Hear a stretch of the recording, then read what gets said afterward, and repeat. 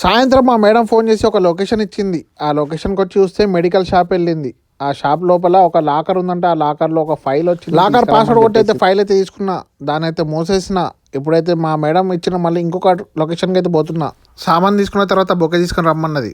ఇది చూస్తున్నారా, 20,000 రియాలు. ఇండియా డబ్బులు ఎన్ని అవుతాయో మీరే లెక్క చేసుకోండి, నాకు టైం లేదు.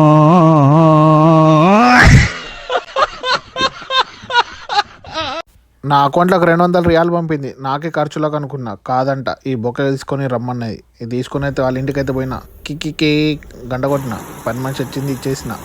మళ్ళీ అయితే వర్షం స్టార్ట్ అయిపోయింది. దీని అయితే స్నానం చేపిద్దామంటే అదే స్నానం చేస్తున్నది.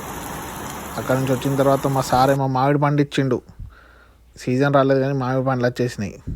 తింటున్నా, డిస్టర్బ్ పెట్టకండి. బాయ్, మళ్ళీ కలుద్దాం.